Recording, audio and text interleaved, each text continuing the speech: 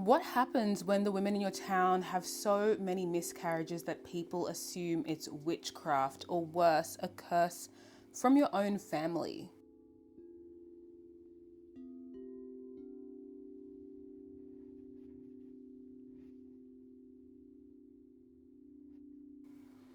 I, like many Ghanaian women, carry multiple names, one for spirit, safety, lineage, the day of the week, profession, and any other reason that one might need. And I, like many artists, have found myself both burdened and gifted with the insatiable need to feel and experience things that keep breaking my brain to repair them into a new form, of which I have yet to fully understand. Is understanding required? Splitting psyches, fracturing sense of self, and yet I'm here and you are here too. I'm telling this story as a semi-factual cultural vibe historian, trying to piece together fragments of my own mind, lineage, ancestry, and existence. And I could be wrong and I could be right, but in the words of the wisdom keepers around me, choose your own adventure. On the 18th of November, I painted my first clay pot with a hybrid symbol that I've been drawing versions of for about 8 months prior. I'd known these pots were used by herbalists, spiritualists, and root workers, and I also knew that these titles don't say anything particular, but they point to a way of being. Some know it intimately, and others don't.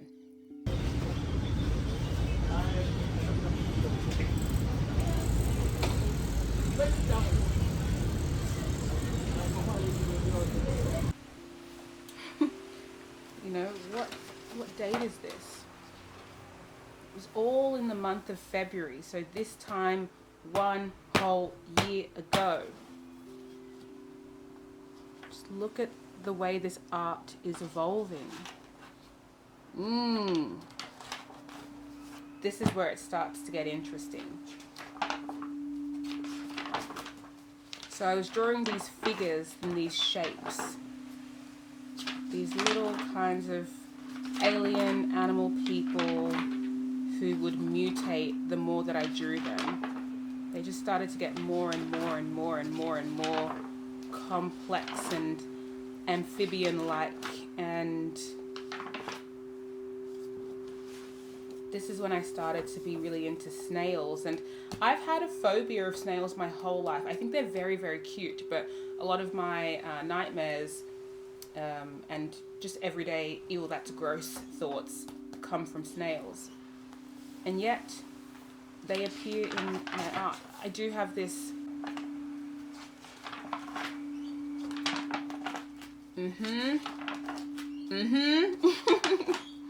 yup, something is happening. Something is happening. There are these stages that I go through where it's like, oh, extreme chaos, and then it's refinement and beauty, and then chaos, and then refinement and beauty.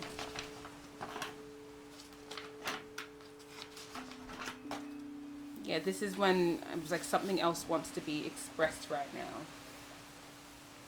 Situation, a feeling. And then we ended here. This little spider creature. In most cultures, public creating and art making is a statement defined by whoever happened to be looking at the time.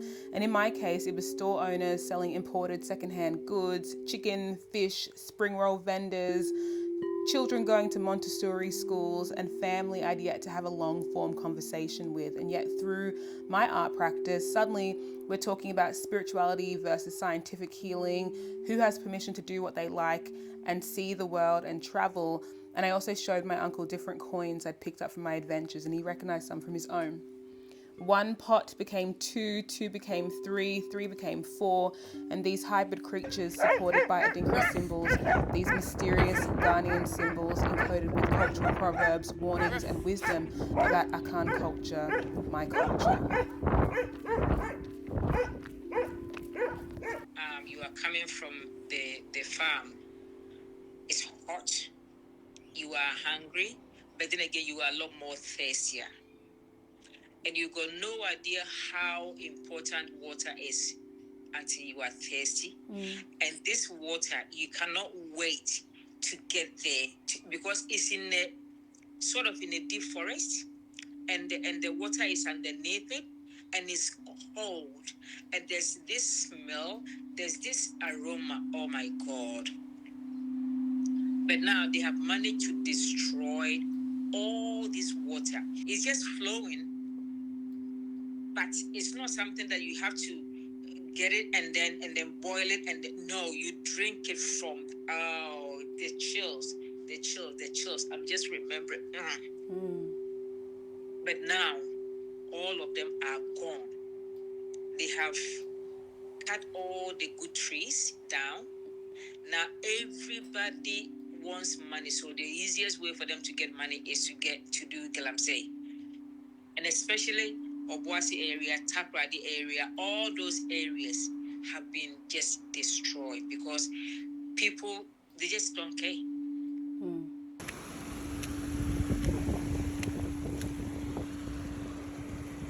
Whoa.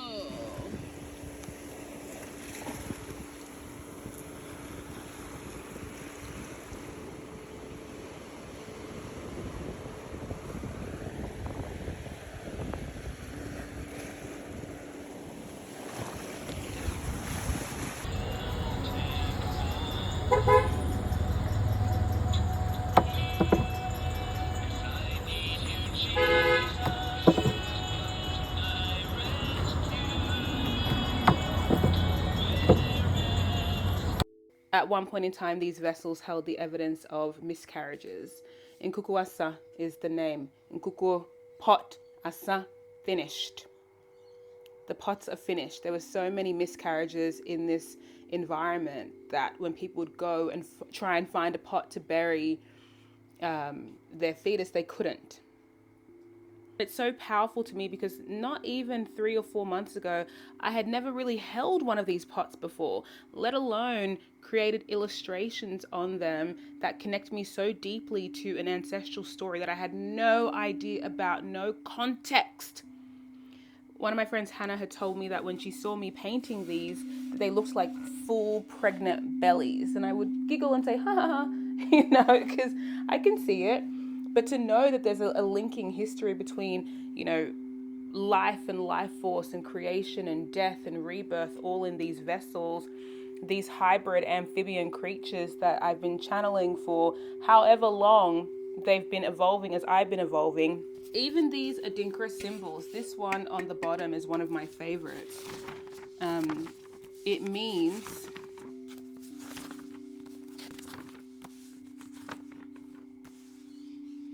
it's called Abinkabi. No one should bite the other. It's a symbol of peace and harmony.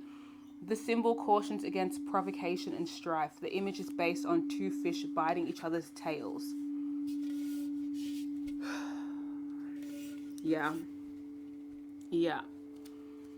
It's been so strange to be somebody who speaks a lot and yet has very little to say about the art that I create, because it's not necessarily something that I'm doing consciously, more so an experience I was drawn to.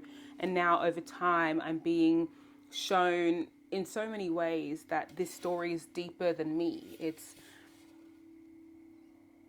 deeper than me.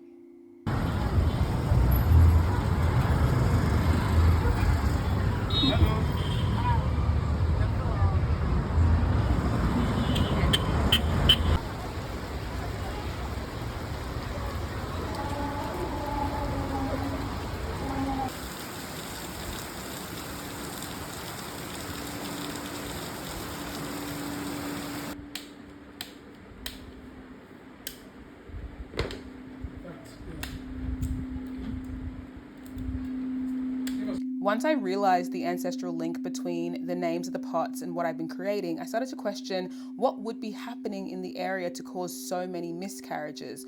I had a flashback to when I was staying in a remote fishing village called Butre, eating prawns and seafood so often that one of their employees, James, said I had to start eating something different. I thought he got bored of cooking that meal, so I obliged. And over time, he was the same person who'd point out the yellowing, angry water.